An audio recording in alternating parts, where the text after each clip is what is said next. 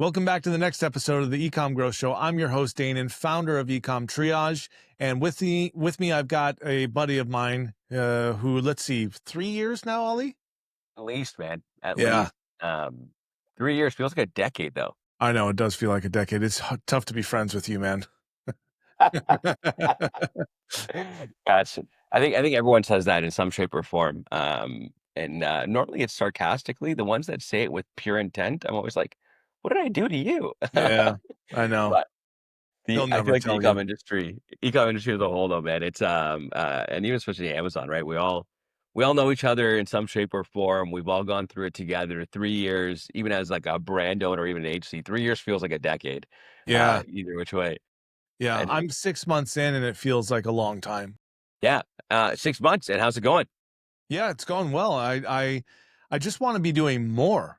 Like my two services can literally help almost any seller, and the bottleneck is me, you know, and I just wish I could help more people faster. So what's the play here? Like I know you're growing month over month. Like every time we catch up, it's like, oh man, more growth than I can handle, more growth than I can handle. What's the play? You got a few kids. Yeah, I got 3 kids. There you go. Yeah, more growth than I can handle. um, I love it. but I'm not really sure, man. I miss having a team. you know, because it's just me. I've got my executive assistant. I've got someone that's helping me with my social media and stuff like that. But, you know, they're 12 hours apart from me. And I miss having a team. Like I have to run everything. I have to tell them, okay, this is what needs to be done. I don't have a marketing team. I don't have a sales team. It's just me, all me, you know. Um, I guess we all start out that way, but you know, I miss having a team. Yeah, it's nice to have people around you. Like I'm definitely, yeah, got a big team behind me. And Yeah. grateful for them. I think that's the other part of it, right? Like, I know part of team is there's the culture and just the conversation and the sounding board and the better ideas from the discourse and the collaboration, I guess, that happens there. But I think more than anything, one of the best parts about for me and even the teams that we built here at Trellis, like it's smarter people than me, man. Like I can't sit here and say that I'm smarter than them. And if I did, then I'd probably be hiring the wrong way, to be honest. Yeah. Uh, but smarter Yeah. people and pushing the thought, pushing the envelope, pushing the boundary, and I think and knowing you, I know that that's where a lot of it comes from. It's like, yeah, fine, I can get more hands to do some work, but I just want to interact with other brains. Right. Yeah, exactly. And the only times that I get that, believe it or not, are actually when I'm recording these podcasts Yeah. and if I'm traveling to events. But when I'm traveling to events, everyone's just so busy. Oh, nice product placement there. There Ooh, you go. There you yeah. go. Cheers. I I took one have of those from the office, and yeah. yeah, I'm fully remote, right? There you go, a little Yeti action. Yeah. I'm not Eh, sponsored by them, unfortunately. They turned yeah, me down. for those of you that know anyone at Yeti and are looking to sponsor an influencer in the Amazon space, here's your guy. No, no, I'm an influencer in the off-road space. Maybe you don't know that about me. No, I don't. Yeah, dude, I've got a whole network of off-roaders, motorcycle riders. No We've way. got sponsorships. Yeah, Okay, all right, well, take the last 10 seconds, package it up, ship it over to, the to brand team Yeti. at Yeti. Their deliverables are crazy, man. Yeah, yeah, for real. Yeah, It's one of those things I think, like, it's as you and I have spent some time in this spent a good amount of time in the space, you obviously have, a biker network behind you, yeah. I've got a Facebook group of 7,000, wow, which is, but it's all Trans America Trail stuff, which is something that was created by this guy named Sam Carrero. He spent like I forget what it is, 12 years mapping out how to get across America, primarily off road. wow, Yeah, okay. yeah. Okay, so how much of that have you completed? See, this is I've why you and I get along so well, we can talk for hours. I know, dude. We haven't even started the podcast Yeah. yet, but hey, that's okay. That's okay. So I went I went West Virginia. It now starts in North Carolina on the coast, so it's now coast to coast. But when I did it, it was West Virginia, and I made it down to Mississippi. And and that was, let's see, what was that? 20 days, I think. 20 days. That's not that like I'm like lots of stops along the way, obviously as well, but Yeah. um that's a fun time. Yeah. Oh, it's amazing, man. Like, but my biggest incomplete thing in life is that I didn't finish the Transamerica Trail, but my buddies were on it 56 days. 56 days. Mhm. And that's like a coast to like every trail, or is that just like hitting all like diagonal coast to coast and the other diagonal? No, no, dude. This is just one point to one point. So Wow. you're off road primarily. Yeah. Obviously, you basically go through like real Americana, you Yeah. know, Yeah. and there's some areas of some stretches where there's just nobody at all, you know. When we hit Mississippi, actually, we went all day, and I saw like two houses, three houses, and my first thought was, who in the world lives out here? They're like 2 hours from the nearest paved road, Yeah. you Uh, know? yeah, But that's tough for me. I often think about that. Like, I grew up like downtown city of Toronto, yeah, born and raised. And for those of you that don't know Toronto, I do this on every podcast, but home of the 2019 NBA champions. never heard of But it. yeah, just throwing it up there. But whenever I'm either big city or like small town. Like it's not there's no suburb for me. It's Yeah. throw me up off one of those dirt road off the main road that goes for a couple clicks, and I'll be very happy there. But I struggle with I struggle with like the isolation from people, if that makes sense. Mm, Like I walk out the street, I walk out and walk down to Queen Street. I got bars all around me. I got restaurants all around me.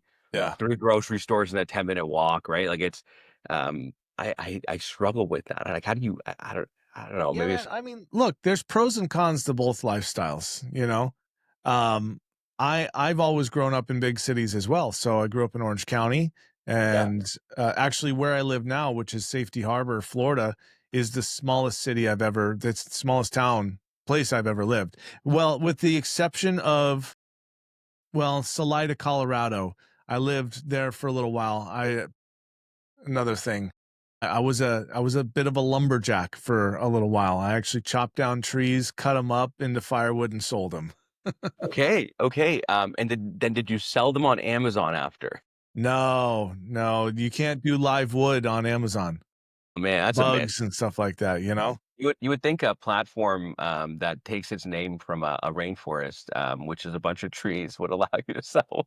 Yeah. Well, this is actually pre-Amazon days. This was, Okay. at this time, it was Craigslist.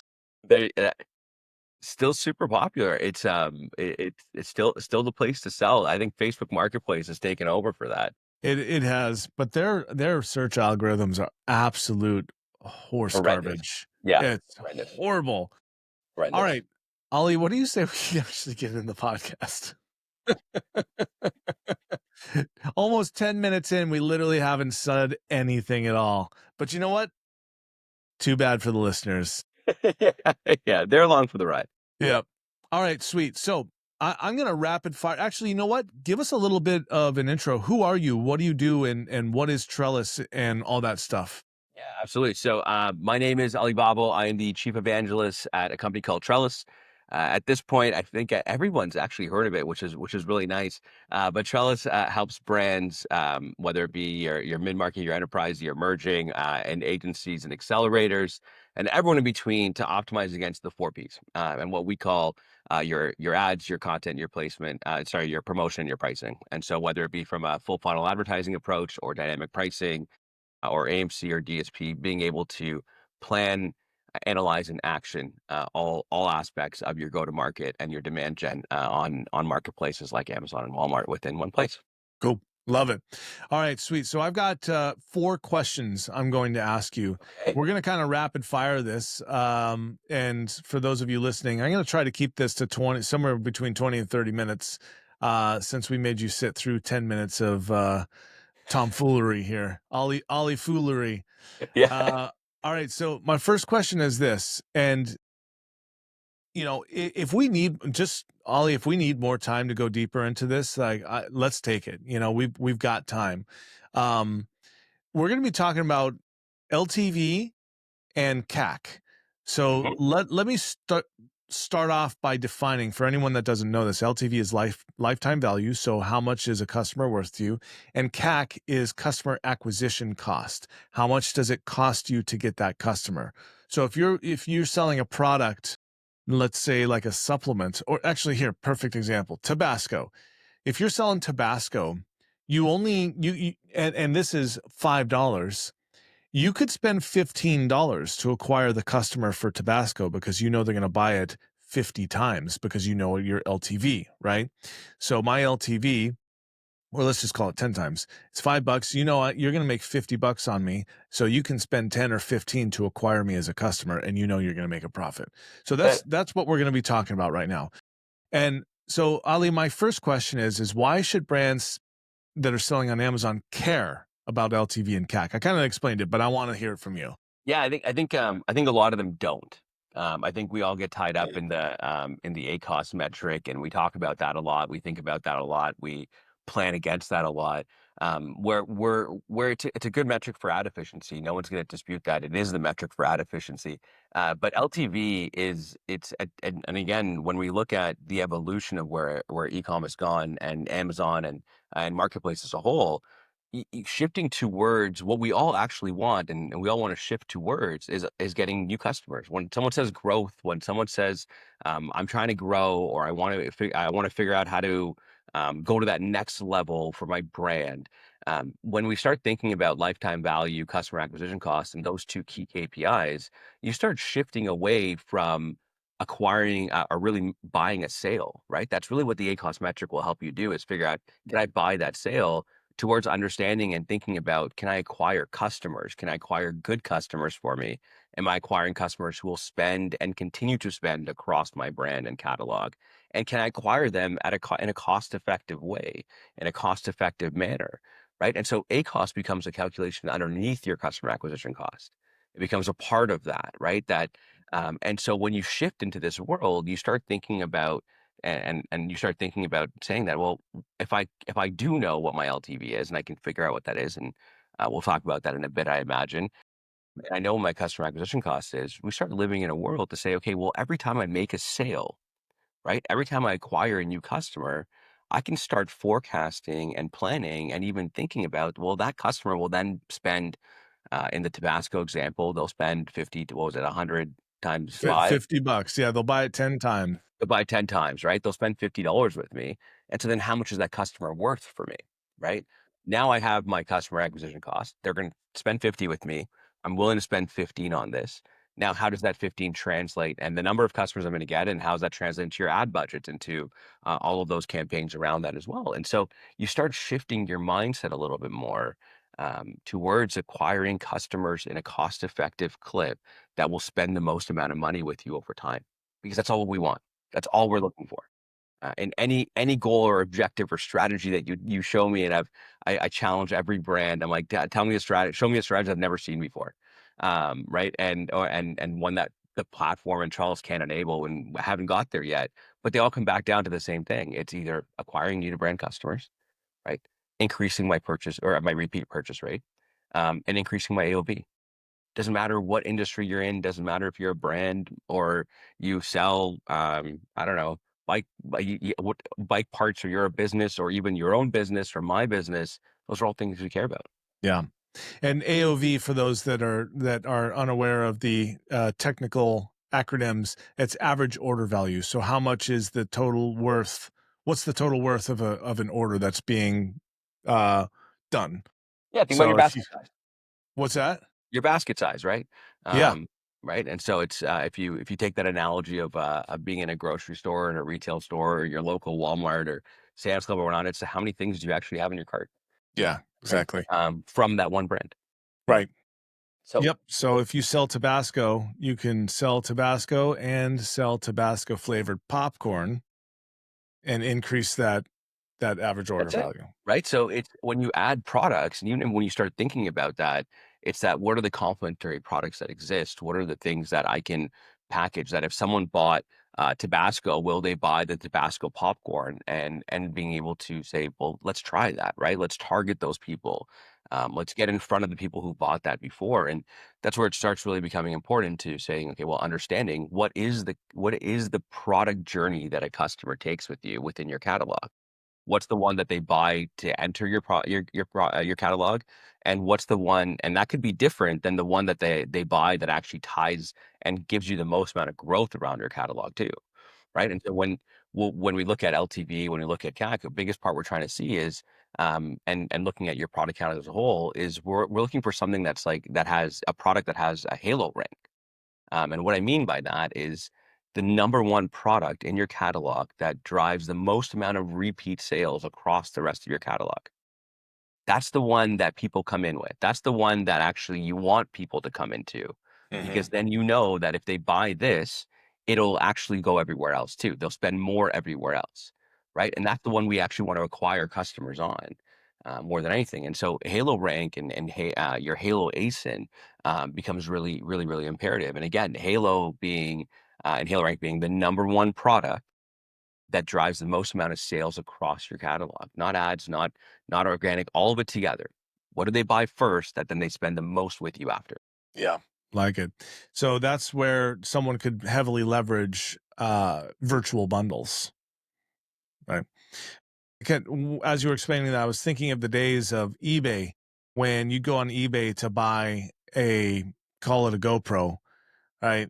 And you'd have one listing that's the GoPro for $200, or you'd have another listing that's a GoPro for $225, but it came with 59 other implements, you know? Yeah. And So, you and in that exact world, it's like, well, I can add all these other pieces on. They'll that whole theory and that whole strategy in e-commerce, that's the increased AOV, right? That let me add all these other components that are cost effective for me, but it allows me to get a high profit sale on that initial product, plus all these cheap add-ons that I can then get even an additional 25 or $30 or $40 or $50 or whatever it is from a customer because they see more value in it, more than not, right? That even to your point, most likely someone who's going to buy the bundle with all these things is someone who knows the brand already or have bought a product from them too. They're not going to go and spend more just to test it out, right? And in the same way, a new hot sauce comes about, you're not going to buy the 5 pack right away, right? yeah, unless of course you are doing a sampler size, There you go. and where for an acceptable price, someone can get all 5 of your hot sauces and then make a decision on which one is best. So that's one way that you can increase LTV and technically decrease CAC. And that's entirely it, right? Like, if you think about sampling that happens in the real world, that's entirely the point. It's like, "Hey, here's all these 4 Doritos came out with 4 new packages of chips. Yeah. Try all of them. Which one do you like? Do you wanna buy it also?" And we've all done this in a grocery store, right? That, "Okay, I'm gonna try it. Also, if you buy it today, there's also a coupon, Yes. to get it," right? So it's like you've got the sampler in the virtual way, and let's call it the Amazon way to pull this off is the sampler pack, right? Get in front of customers who are curious, have it as a low cost entry point, right? And pricing becomes really important. It's not just your ads. It's your price, your promo, your content, your advertising. It becomes really important because that should be.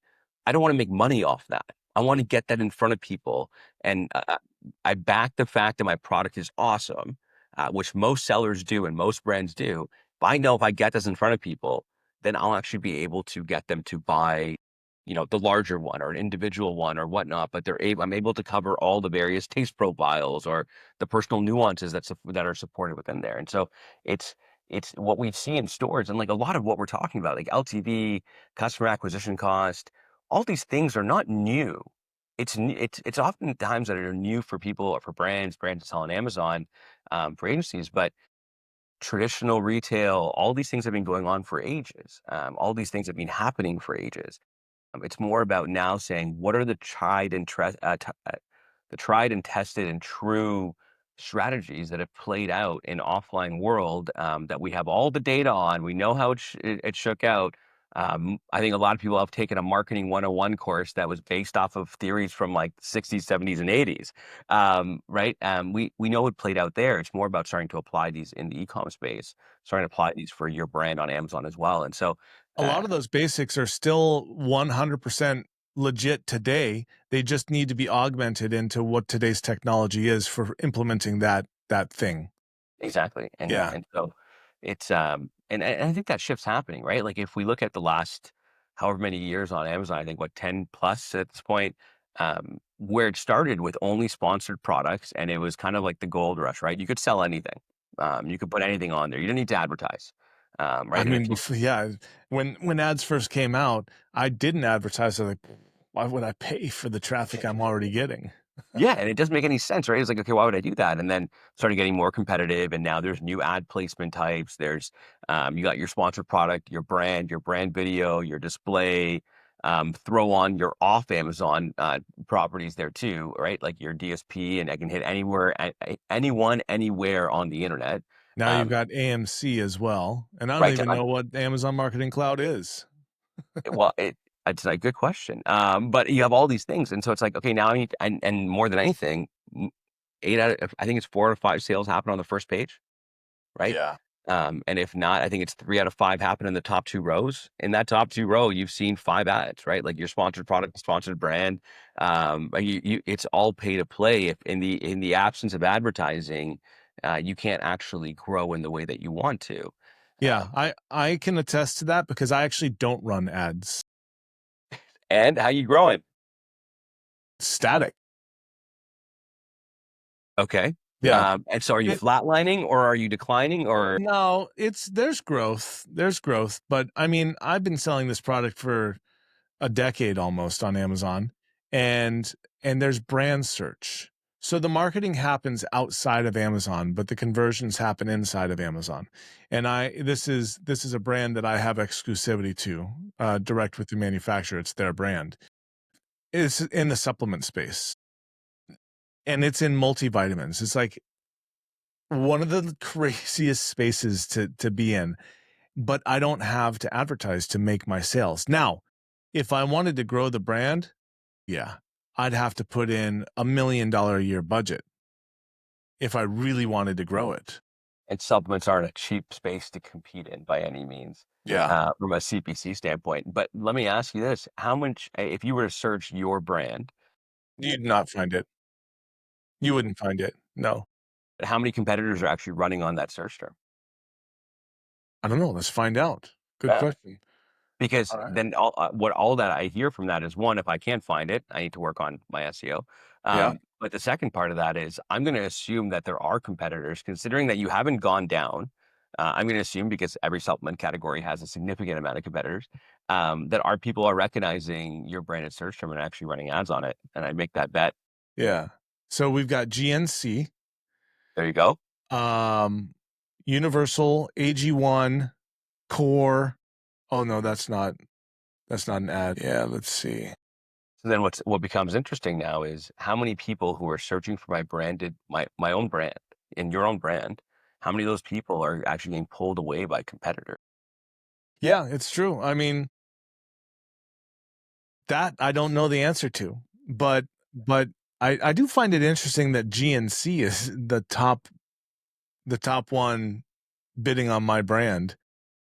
So GNC AG1 is a really big Yeah, Instagram and, you know, really popular, yeah. Universal, I don't know, and this other one, I am 8, I've never heard of, but AG1 and GNC, those are pretty big brands. Yeah, and they're clearly tacking on to, like, it's a branded search term at the end of the day, right? They recognize that there's volume enough there. They're seeing all the things, and if all of us, and at this point, even I know you don't run ads, but many of us and many people probably watching this too, we all run very similar strategies, Yeah. right? We all know what our branded is. We know our generic, a competitor. We're going to go on conquesting, brand defense, all of the buzzwords that have defined how you build PPC strategies. Mhm. And so, even if you look at this world, right, and in your example there, they're all running this everyone's running the same thing, right? That this is my competitor. I'm going to spend money on making sure and see if I can capture that customer. And so we all end up competing against each other with the exact same tactics. Like that's fundamentally where we are, which is why CPCs are going up, which is why, like, more competitors also contribute to that, but which is why it's harder and harder to grow profitably, Mm. right? And so all of the stuff that we do leading up to this, and all of the stuff we do today, I vehemently argue that what we're doing will work. It'll continue to work, but it'll start not working very soon. and we need to start shifting. Doing more of the same is going to cut it. We need to actually create our own playbooks. We need to actually create our own go-to-market approaches that are unique to us, that are built on our shoppers, that are built on our lifetime value, customer acquisition cost numbers, KPIs around our ASINs as well. And to your point, Amazon Marketing Cloud has really unlocked a lot of that capability, and because it's democratized that for everyone. And I think at the end of this month, everyone can get it for free. If you can't get it, I can hit me up. I'll get you guys on Marketing Cloud on AMC as well. Not an issue. But the biggest thing is that now I have data on my shoppers, right? So if I know who Right. my shoppers are and I know the strategies I run, imagine a world where I could target shoppers, target Yeah. customers, acquire customers, not just hope that my keyword is actually the right one and I put enough of a bid behind it and enough of a multiplier. So you're saying that with AMC, you can actually target your target demographic rather than keywords? Well, I would actually, so yeah, both. So one, AMC lets you allows you to go after audiences and then create those audiences, Okay. and target those audiences on whether it be from an impression based standpoint. So think your sponsored display or your DSP, right? That I Mm, can create an audience, say, hit them up, and we can define what properties on and off Amazon we want to look at. Fine, right? The other side of it is on the sponsored ad side, so sponsored product, sponsored brand. I can say that for all of the keywords, if one of those people who are searching it matches my audience, right? And let's think about a repeat scenario here, right? That I want to sell that product back to my customer who's searching for it again, right? I want to get that exact audience of people who bought my product in the past. And anytime they search for it again, and I'm willing to pay a multiplier, right? In the same way we do top of search multipliers, PDP, I'm willing to pay a multiplier of 100% or 200% because this person, Matt, was my customer. mhm, It's like mm. I'm making sure that I get that ad in front of my customer to not lose that repeat purchase. Now, imagine a world, and again, all things that contribute back to lifetime value and customer acquisition costs, right? Because I got them once. Now I want to make sure they continue to buy from me, right? On that purchase schedule. But now let's take it one step further. Think of lookalike audiences, right? Think of your exact audience is this small concentric circle in the middle, or the circle in the middle. Then you have a circle around it, which is your, most similar or look like as close to this. And then you have a second layer of your similar and then balanced, and you kind of go further out from there. But now imagine, well, I can say, well, I know my best customers and I want to create an audience out of my Halo product, right? So, Tabasco, that's that product, the bottle you have there. That's my Halo product. Everyone buys that. I'm going to create an audience of people who bought this product, because these people who buy this product and my customers, my shoppers, are the best shoppers for me. They have the best lifetime value for me.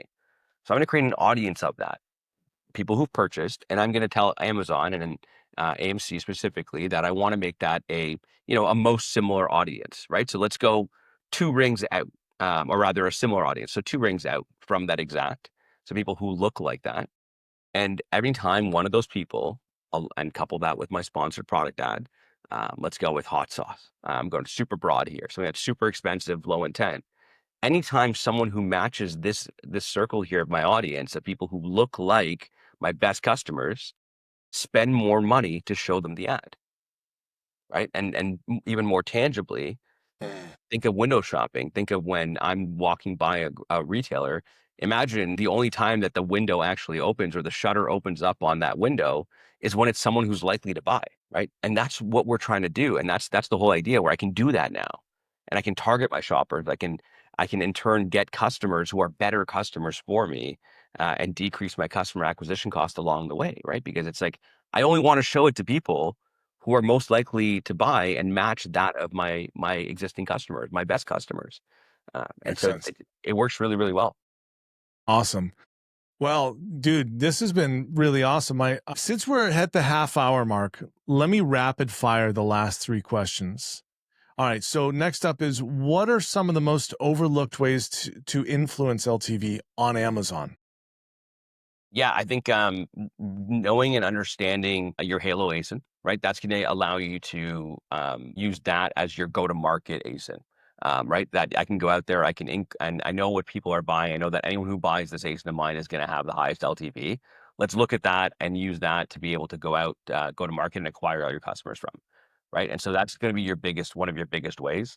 The second I'd say is also looking at the repeat purchase angle, right? The frequency of products that people run out of hot sauce, and we have a lot of this data within the platform there as well, but you can get that through AMC. But if I know that people buy this hot sauce every 60 days, I want to make sure that I'm targeting those people again to buy that. Right. And also, but targeting them with the 2-pack or the 3-pack or the virtual bundle, as you so aptly mentioned there too. And so, on one side, you acquire new brand. On the other side, you increase your repeat purchase while increasing the pack that they buy from you. And that's how you start getting into where I can acquire the customer, but sell them 3 of my products instead of 1, right? That's how you start increasing the lifetime value of that customer and getting them back again as well. And so brand tailored promotions, super valuable path, super valuable path there too. Someone who's bought before, when they want to buy again, you can give them a coupon there too. So there's a few different ways, but I'd say those are kind of the 3 key ways to drive and influence your LTV. Okay. And always about that. Okay, awesome. Next question is, why do most brands misunderstand customer acquisition cost on Amazon, and what do they need to be doing? Yeah, I'd say your customer acquisition cost is not your ACOS, right? It's not your ACOS. That's not actually the metric of it. Um, and so when you look at customer acquisition cost, you want to say, well, what is my overall ad spend divided by my order, right? So I have a dollar value, right? So it costs me, $50 to acquire a customer, right? And specifically for that ASIN. And so you want to look at it that way. And so when people think about customer acquisition cost, they're like, well, there's so much that goes into it, and I have to do this, I have to do that. Just simplify it. A very simple way to approach that is your overall ad spend on that ASIN over your new to brand customers there as well, and that really gives you your customer acquisition cost. And I think that missing piece of people often think of like, well, ACOS is the metric I need to look at because I'm going to acquire all these people and make all these ad sales through my advertising efforts there, and that's really where I need to define that. But I truly, truly understand and truly, truly believe that is inherently flawed. You need to know exactly how much it costs you to acquire a customer, and the only way to do that is all of your ad spend combined. And so if you understand that, right, then I can pair that with contribution margin, and I'm going to leave that nugget ever so slightly hanging there because we're going to get into a whole tangent there as well. But once I have my customer acquisition cost, I can actually compare that with my contribution margin, pair that together, and understand the tolerances that I can take on my product. That I can go as high as $50 to acquire a customer, or as low as 30, and I'm willing to play in this range, which helps you determine. Again, now I know how much I'm willing to spend, then I can actually take that forward and go to market with that too. You're always acquiring a customer that fits within your range then, without losing money, right? And doing it profitably. Yeah. Yeah, ideally. Yeah, for sure.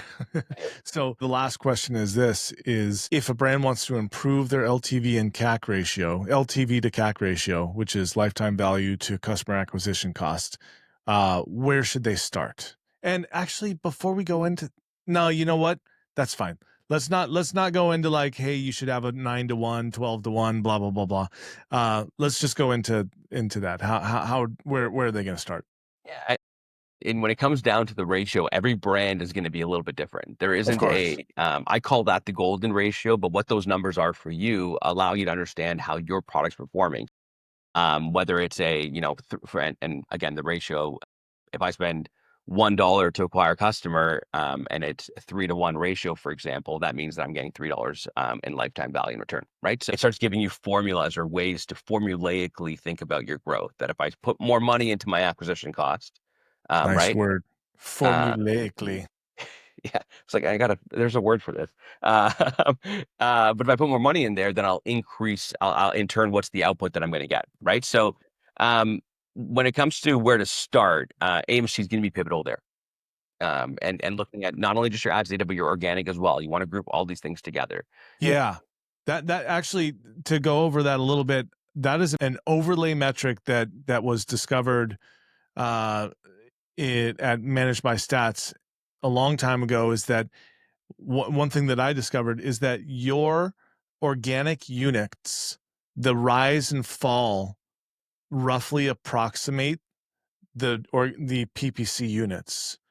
So that was the clearest indicator I'd ever seen on its pay to play on Amazon now is yeah. So the last brand that I looked at, which was actually just only a couple of weeks ago, maybe 3 weeks ago, is the organic units were roughly 8 to 10 times that of the PPC units, but the graphs matched almost perfectly. It's so interesting, right? Like how many times people say, "Well, I turned off my ads because they weren't doing anything, but my organic tanked in the same vein." Hmm.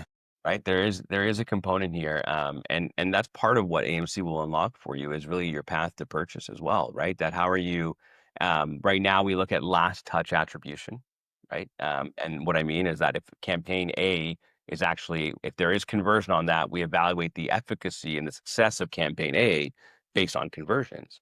But if you look at your path to purchase, a customer could have seen your DSP ad first, then your sponsored brand, then saw your sponsored product and actually converted off of that. And we've all been there where I turn off this sponsored brand or I turn off this DSP because it's not driving the conversion I'm looking for. But then all of a sudden the sponsored product campaign stops working as well.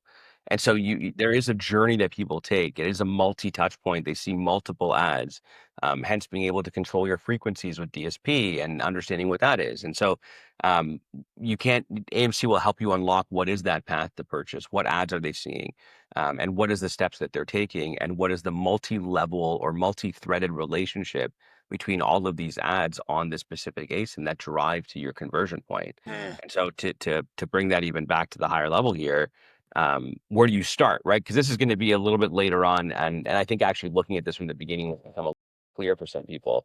But start with figuring out and getting on AMC, analyze which ASINs lead to the highest repeat purchases, which ones have the highest customer lifetime value, and which one already, right? So we're talking about the Halo ASINs, what they buy after, what they end up buying third, what they fourth, and you start mapping out this journey and start getting a very clear idea of this journey of like when a customer comes in for product A and my Halo product A, they're going to buy product B, D, then C, then G, then J, and I want to make sure that I continue that I continue that path for them, right? So I'm going to put a whole bunch of ads, and we're going to line our budgets now against that. That I'm going to acquire. This is the cheap. This is the best place for me to acquire lifetime value from my customers on product A. I'm going to make sure that that has a big portion of my ad budget because then I can get a lot of new to brand customers coming in there. We know that they like to come in there, and then I can spend other portions of my ad budget to push them onto other products or the multi-packs of this product or a combination of them to shift them onto the other pieces there as well. And so you start thinking about less about, okay, hold on, why this campaign I'm running specifically to get, rank on this keyword, whatever it may be. I start thinking more about how am I getting a customer, then how am I keeping a customer, and how am I upselling and cross-selling a Yeah. customer? Yeah. And you start answering those questions. Yeah. I like it. Well, Ali, thank you very much for being on the show. This was